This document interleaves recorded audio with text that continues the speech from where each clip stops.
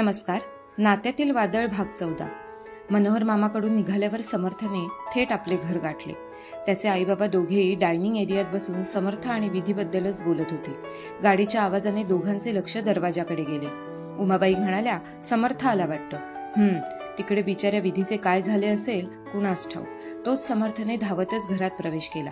प्रवेश करताच तो ओरडला, आई, बाबा. त्यावर प्रत्युत्तर देत भरतराव म्हणाले, समर्थ, आम्ही दोघे इकडे आहोत. दोघांना पाहून समर्थ डायनिंग एरियात चालत गेला. आनंदाने त्याचा श्वास भरला होता. आई, बाबा, गेस व्हॉट? विधीला न दुखवता सर्व काही व्यवस्थित झाले. काय सांगतोस? मला तीच भीती होती रे. एकतर बिचारी विधी दुखावेल आणि दुसरे म्हणजे भाऊ दुरावेल, नाती दुभंगतील. म्हणून तर मी तुला विरोध करीत होते. बरे झाले बाबा, सारे काही ठीक झाले ते. आता पुढचे बघूया, भरतराव म्हणाले. म्हणजे? अगं, ती कोण भाग्यश्री, तिला नको का बघायला? हो, तेही खरे आहे. समर्थ कधी दाखवतोस तिला? उषाबाईंनी विचारले. तुम्ही म्हणाल तेव्हा, आनंदाने समर्थ म्हणाला. उद्या चांगला दिवस आहे आई. चांगल्या कामासाठी हर एक दिवस चांगलाच असतो. बरं, मी निघतो. सांभाळून रे. समर्थ घराबाहेर पडला. आज त्याच्या त्या बाईकला माहीत होते. ती बरोबर भाग्यश्रीच्या घरासमोर येऊन थांबली. आज शंकररावांना सुट्टी होती, ते घरीच होते. समर्थला पाहून त्यांनी विचारले, कोण तुम्ही? कोणाला भेटायचे? मी समर्थ, आपल्यालाच भेटायला आलो आहे. समर्थ, अच्छा, ये बैस. भाग्यश्री आहे ना घरात? येईल एवढ्यात. शेजारी मैत्रिणीकडे गेलेली आहे. उमाबाई बाहेर आल्या. हा समर्थ. नमस्कार. समर्थ उठत म्हणाला, बैस, तुला बघायचे होतेच. बरे झाले आलास. त्यानंतर शंकरराव, उमाबाई आणि समर्थ तिघांची बोलणी सुरू झाली. शंकरराव वेगवेगळे प्रश्न विचारून त्याचा दृष्टिकोन समजून घेत होते. स्वभाव एका भेटीत समजत नाही, तरी पण ते समर्थला पारखत होते. त्याचे भावी प्लॅन्स ऐकत होते आणि त्याच्याबरोबर बोलता बोलता ते समाधानी होत होते. समर्थचे आश्वासक बोलणे त्यांना आणि उमाबाईंना आवडले. काही वेळानंतर शंकरराव बोलून गेले. समर्थ, मला तू योग्य जोडीदार वाटतोस भाग्यश्रीसाठी. थँक्यू बाबा, थँक्यू, म्हणत तो उठला. त्याने दोघांनाही वाकून नमस्कार केला. शंकररावांनी त्याला आपल्या मिठीत घेतले.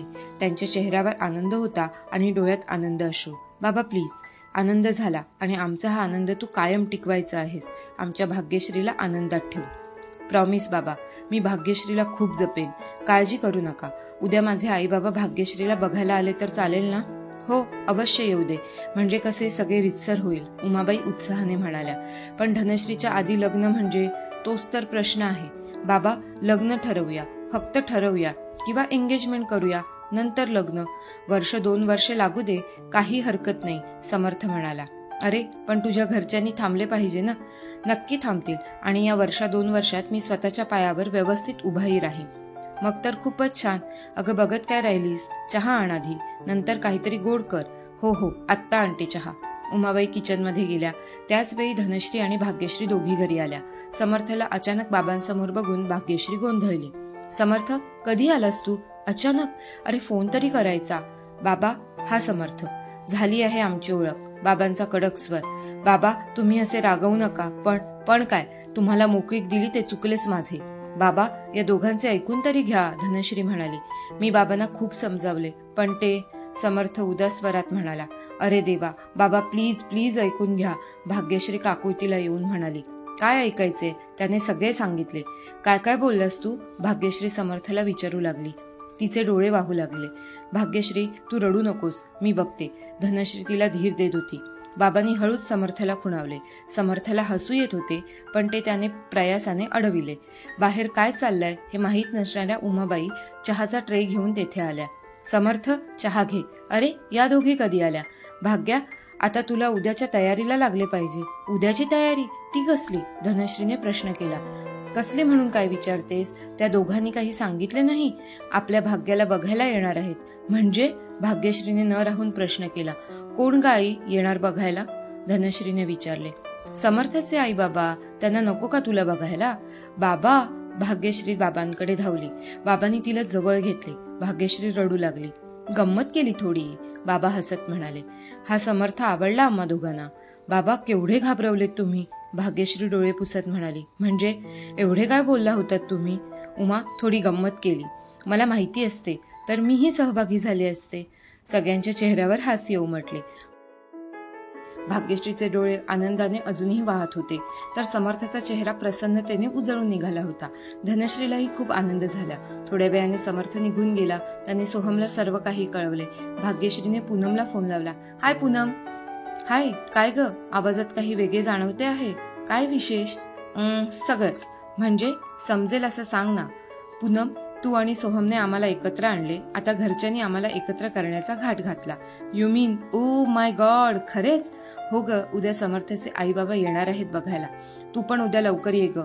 मी गोंधळले, आता काही समजेनासे झाले. भाग्या, खूप आनंदाची बातमी दिलीस यार. अब तो सेलिब्रेशन बनता है ना? जरूर करू ग सेलिब्रेशन, पण त्याआधी तुम्हा दोघांचे आभार मानते. खरेच पूनम, तू आणि सोहमने आमच्यापेक्षा जास्त आम्हा दोघांना ओळखले आणि म्हणूनच आज ही शुभवार्ता घडत आहे. मी उद्या लवकर येते. भाग्यश्रीच्या घरी तयारी सुरू झाली. कोणता मेनू करायचा, कोणती साडी भाग्यश्रीने नेसायची की ड्रेसच असू दे, घराची साफसफाई, पडदे बदलले, एक ना दोन बरीच कामे सुरू झाली. पूनमने सकाळीच भाग्यश्रीचे घर गाठले. आल्या आल्या ती म्हणाली, हे काय, अजून काही तयारी नाही? तयारी सुरू आहे ग. तुझी विचारतीये मी, फेशियल वगैरे काही केले नाही? आत्ता कशाला? भाग्या, तू सुंदर आहेस ठाऊक आहे सर्वांना, पण यार अशा वेळी नाही तर कधी करायचे? ते काही नाही, तू रोजच्यापेक्षा आज स्पेशल दिसायला पाहिजेस. हो समजले, मी जाऊन येते पार्लरला. गरज नाही त्याची. थोड्याच वेळात माझ्या ओळखीची पार्लरवाली इथे येणार आहे. मी ऑर्डर देऊन आले आहे. Oh my sweet friend, Bhagyashree आनंदाने म्हणाली. शंकररावांनी त्यांचे खास मित्र अशोक आणि त्यांची पत्नी रमाला बोलावून घेतले. घरच्या कार्यक्रमांना ते नेहमी एकमेकांकडे जात येत असत. शंकरराव आणि उमाबाईंनी भाग्याला साडीच नेसायला सांगितली. ठरल्यावेळी समर्थ, त्याचे आई बाबा, काका काकू आणि सोहम आले. पाहुण्यांचे स्वागत झाले, एकमेकांचा परिचय झाला. भाग्यश्रीला आणू ना, उमाबाईंनी विचारले. तोच तर महत्वाचा कार्यक्रम आहे, बोलवा आता, समर्थचे काका म्हणाले. धनश्री आणि पूनम भाग्यश्रीला घेऊन हॉलमध्ये आल्या. भाग्यश्रीला जाम टेन्शन आले होते. अरे, 3 मुली, यातली भाग्यश्री कोणती? समर्थच्या काकी म्हणाल्या. भाग्यश्री पुढे झाली. तिने नमस्कार केला. बैस, काकी म्हणाल्या. भाग्यश्री बसली, पण तिची मान वर होईना. अवघडू नकोस आणि घाबरूही नकोस. आम्ही तुला काही अवघड प्रश्न वगैरे विचारणार नाही, हसत काका म्हणाले. काल तुझ्या आईबाबांनी समर्थला जाणून घेतले, पारखून घेतले. आज आम्ही तुला जाणून घ्यायला आलोत. महत्वाचे म्हणजे काही झाले तरी लग्न फिक्स आहे, तेव्हा रिलॅक्स हो आणि मोकळेपणाने बोल. भाग्यश्रीचे टेन्शन गेले. तिने मान वर केली. तिच्या ओठांवर हसू आले. या दोघींची ओळख करून दे, काकू म्हणाल्या. ही माझी बहीण धनश्री. धनश्रीने सर्वांना नमस्कार केला. आणि ही माझी खास मैत्रीण पूनम. पूनमनेही हात जोडून नमस्कार केला. दादा, अरे आपल्या समर्थचा खास मित्र सोहम, तशी ही भाग्यश्रीची खास मैत्रीण पूनम आहे. आणि पूनम आणि सोहमने आधीच ठरवले आहे. म्हणजे 2 खास मित्र आणि या दोघी खास मैत्रिणी. मग एकाच खास मांडवात लावू या सर्वांची लग्ने, हसत काका म्हणाले. आणि सर्वजण हसू लागले. पूनमने चोरून सोहमकडे पाहिले. सोहमही तिच्याकडे पाहून गालातल्या गालात हसला. या दोघांनीच भाग्यश्री आणि समर्थची जोडी जुळवली होती. धनश्री पटकन बोलून गेली. म्हणजे हे दोघे करता धरता आहेत तर, अशोकराव म्हणाले. धनश्री, तू मोठी ना? समर्थच्या काकूने प्रश्न केला. हो, आधी नंबर धाकटीने मारला तर. आता धनश्रीसाठी स्थळ बघणार आहोत, शंकरराव म्हणाले. माझ्या पाहण्यात एक स्थळ आहे, तुम्हाला कसे वाटते ते बघा. अवश्य बघू. कोण रे दादा, कोणाबद्दल बोलतोस? समर्थच्या वडिलांनी विचारले. समीर. आपला समीर? काकूंनी विचारले. शंकरराव, तुमची धनश्री ही आवडली आम्हाला. काय हो, तुम्ही बोला, काकांनी काकूंना विचारले. खरेच हो, चालेल मला. दोघी मुली गोड आहेत. काकूंनीही आपली पसंती दिली. सगळ्यांनाच आश्चर्य वाटले. धनश्री जाम गडबडली, लाजली, तिला काही सुचेना. शंकरराव आणि उमाबाई गडबडल्या. हे आपण काय ऐकतोय? यांना आपल्या दोघी मुली पसंत आहेत. समीर आणि धनश्री भेटू दे, दोघांनी निर्णय घेऊ दे, समर्थचे वडील म्हणाले. माझा मुलगा सध्या युकेला आहे, गणपतीला येणार आहे, तेव्हा बघू त्या दोघांचे काय नि कसे जमते ते, समर्थचे काका म्हणाले. दोन्ही मुली आवडल्यात आम्हाला. सून शोधत बसायला नको मग, काकू खुश होत म्हणाल्या. सगळे हसून बोलत होते. फक्त उषाबाई शांत होत्या. मनातून त्या वैतागल्या होत्या. आलोत एकीला बघायला आणि इथे दोघींची पसंती देऊन टाकली. त्यांना भाग्यश्री बरी वाटली होती, तरी त्यांच्या मनात विचार येत होता. आपल्या मनोहरची आणि या लोकांची काय बरोबरी? विधी माझ्या लाडक्या भावाची लेक आणि माझी लाडकी भाची. तिच्याबरोबर झाले असते समर्थचे लग्न तर नात्यांची वेण आणखी घट्ट झाली असती. प्रेमाचा रंग बहरला असता. आता काय, लाडक्या लेकासाठी सारं सहन करायचं, दुसरं काय? अशोकरावांनी आणि शंकररावांनी बोलण्यातून समर्थच्या घराण्याची, इतर नातलगांची माहिती काढून घेतली. पूनम हळूच धनश्री आणि भाग्यश्रीला म्हणाली, तुमच्या दोघींचे एकाच घरात झाले तर किती मज्जा ना? तुम्ही दोघी एकमेकांच्या जावा होणार. बापरे, कल्पनाही केली नव्हती ना आपण. हळू बोल पूनम, अजून कशात काही नाही. आणि तू? धनश्री पूनमला म्हणाली. भाग्यश्री हसत हळूच म्हणाली, हो, समीरला अजून धनश्रीने पाहिले देखील नाही. होय ना ग? आणि तिघींना हसू आले. बोलणी हसत होत होती. काकूंनी धनश्रीचीही परीक्षा घेतली हेही सर्वांच्या लक्षात आले. सगळ्यांच्या लक्षात येणारी गोष्ट म्हणजे उषाबाईंचं वागणं. भाग्यश्रीलाही ते जाणवलं होतं, पण त्यामागचे कारण ती जाणून होती. त्यामुळे उलट त्या इथपर्यंत आल्या आहेत. काही का असेना त्यांनी लग्नाला परवानगी दिली आहे याचाच तिला जास्त आनंद होत होता. आणि ती मनातल्या मनात त्यांचे आभारही मानत होती. समर्थचे डोळे आनंदाने चमकत होते, तर भाग्यश्रीचे डोळे आनंद अश्रूंनी वरच्यावर भरून येत होते. निरोप घेताना भरतराव आणि शंकररावांनी पुन्हा लवकर भेटण्याचे ठरविले. पाहुणे घराबाहेर पडताच पूनमने भाग्यश्रीला घट्ट मिठी मारली. न बोलताच त्या दोघींना एकमेकींचा आनंद समजून येत होता. भाग्यश्री, पूनम, अगं मलाही घ्या ना तुमच्या आनंदात, धनश्री म्हणाली. त्या तिघींना एकमेकींच्या मिठीत बघून उमाबाईंचे डोळे भरून आले. तिघींच्या पाठीवर थोपटत त्या म्हणाल्या, देव करो आणि तुम्ही तिघी सदैव अशाच आनंदात राहू. तसेच होईल. उमा, शंकरराव आत येत म्हणाले. भाग्यश्री, धनश्री, पूनम तिघी बाजूला झाल्या. मावशी, ही धनश्री, तिला कसला आनंद झालाय कळलं ना तुम्हाला? समीर, भाग्यश्री एका शब्दावर जोर देत म्हणाली. भाग्या, मारेन हा मी तुला, धनश्री म्हणाली. का मारणार? माझ्यामुळे तुला आयता जोडीदार मिळणार म्हणून? आई, सांग ना तिला. भाग्या, का ग उगाच तिला समीर समीर म्हणून चिडवतेस? उमाबाई हसत म्हणाल्या. ओ हो आई, तू पण जा, आम्ही कोणाशी बोलणार नाही. आम्ही कोण बुवा? म्हणजे समीर आणि तू दोघे? शंकरराव मिस्किल हसत म्हणाले. बाबा, तुम्हीही, डोक्यावर हात मारत धनश्री म्हणाली. भाग्या, गणपती कधी येणार आहेत? चल कॅलेंडर बघूया, पूनम म्हणाली. भाग्या, त्यापेक्षा तुझ्या त्या चुलत सासूलाच फोन कर, विचार गणपती कधी येणार, नाहीतर सरळ सरळ तो समीर कधी येणार, कळलं?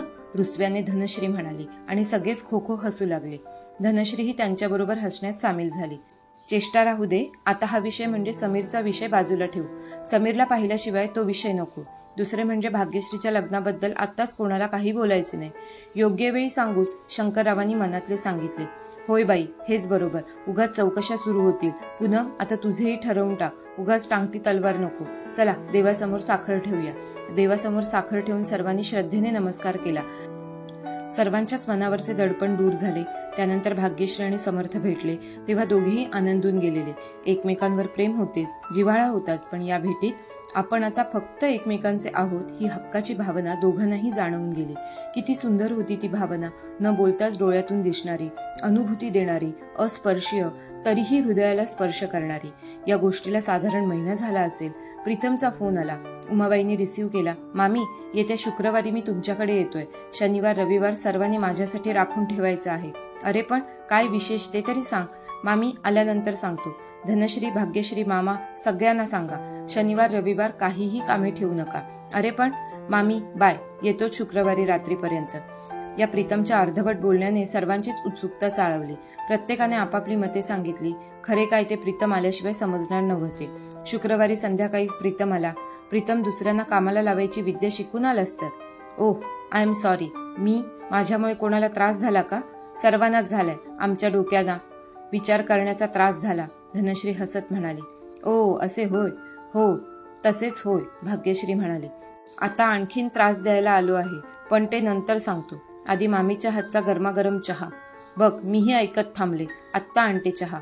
उमाबाई झटक्यात चहा घेऊन आल्या. प्रीतम चहा घेत म्हणाला, मामा, तुम्हाला सर्वांना 2 दिवस फ्री ठेवायला सांगितले होते. त्याचे कारण म्हणजे? चहाचा घोट घेतला त्याने. सर्वत्र शांतता, उत्सुकता शिगेला पोहोचलेली. भाग्यश्री जाम वैतागलेली. प्रीतम, चहा संपवून मगच बोल. तसे तर तसे, मग उगीच वाटले. तुम्हाला ऐकण्याची उत्सुकता आहे. उत्सुकता, तेही तुझ्या बोलण्याची मुळीच नाही, भाग्यश्री म्हणाली. भाग्यश्रीच्या डोळ्यातील उत्सुकता आणि बळेत चेहऱ्यावर आणलेला बेफिकीरपणा प्रीतम तिच्याकडे रोखून पाहू लागला. हे भाग्यश्रीचे रूप त्याला आवडले आणि त्याच्या चेहऱ्यावर हसू उमटले. प्रीतम, हसणं पुरे बाबा, आता पोपटासारखे पटापट बोलायचे. कधी नव्हे ते, धनश्री म्हणाली. भाग्यश्री, तुमच्या सर्वांच्या डोक्याला माझ्यामुळे त्रास झाला ना, तर आता थोडासा हातालाही त्रास होऊ दे. प्रीतम, आता अजून काय पाहिजे आहे का तुला? येस, आता पटापट तुम्ही आपापल्या रूममध्ये जायचे आहे. बॅग पॅक करायची आहे. 2 दिवसांच्या गरजेच्या वस्तू, कपडे घ्यायचे आहेत. अच्छा, म्हणजे आपल्याला कुठेतरी जायचे आहे, धनश्री म्हणाली. वा वा, काय पण हुशारपणा. म्हणे कुठेतरी जायचे आहे, त्यापेक्षा कुठे जायचे आहे हा प्रश्न तू विचारला पाहिजे होतास, भाग्यश्री वैतागून म्हणाली. अगं पण माझ्यावर का चिडतेस? धनश्री तुझे एकदम करेक्ट आहे, प्रीतम हसत म्हणाला. बघ, त्याला माझे करेक्ट वाटले. भाग्यश्री धनश्री दोघींनी आधी वाद थांबवा. प्रीतम वादाचा भडका होण्यापूर्वी तुझे सस्पेन्स ओपन कर, शंकरराव म्हणाले. मामा, आपल्याला तारकर्लीला जायचे आहे विकेंडसाठी. तेथे मस्त समुद्र किनारा आहे. खरेच? वाव, भाग्यश्री आनंदली. मस्तच. धनश्रीने आपली पसंती दिली. अरे पण सगळे जायचे म्हणजे? मामा, आता कुठलाही प्रॉब्लेम काढू नका. मामी, आता तुम्हीच सांगा मामाला. अहो जाऊया ना, बऱ्याच वर्षात फॅमिली ट्रिप झाली नाही. बाबा, जायचे. धनश्रीनेही जोर दिला. ओके ओके, जाऊया. मी उद्याची रजा टाकलेलीच आहे. म्हणजे फुकटचा मस्का पाहिजे होता तर? उमाबाई हसत म्हणाल्या. कधीतरी असं बरं वाटतं, कॉलर ताट करत शंकरराव म्हणाले. ते बघून सगळ्यांनाच हसू आले. ट्रिपचा मूड सुरू झाला तर? भाग्यश्री म्हणाली. मस्त आयडिया काढलीस प्रीतम शोधून, पण हे तुला कसे सुचले? तसे ते मागेच सुचले होते. भाग्यश्री मुंबईतला गजबजलेला किनारा पाहून म्हणाली होती. अच्छा अच्छा, म्हणजे तेव्हाचे माझे बोलणे तुझ्या लक्षात राहिले तर? ओ थँक्यू. थँक्स नंतर दे, आधी तारकर्लीचा किनारा बघ. प्रीतम, आता खरेच आम्ही बॅकपॅक करतो. उद्या पहाटे निघूया, म्हणजे लवकर पोहोचू.